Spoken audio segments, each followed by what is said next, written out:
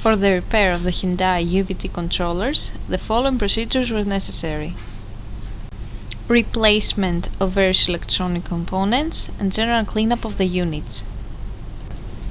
For testing, we add an adjustable power supply and a spare coil to the controller's output.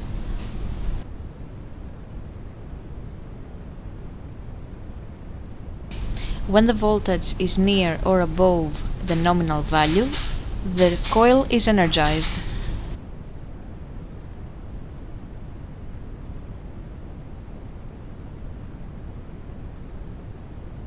When we drop the voltage to approximately half of the nominal value, the coil de-energizes.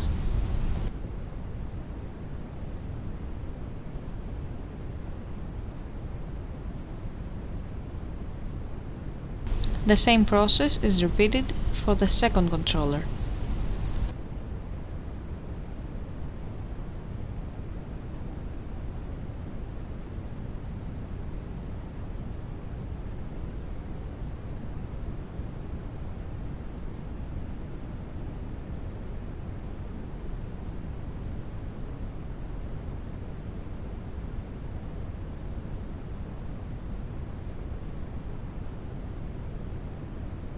It is now clear that the controllers are working successfully and are ready to be delivered to the customer.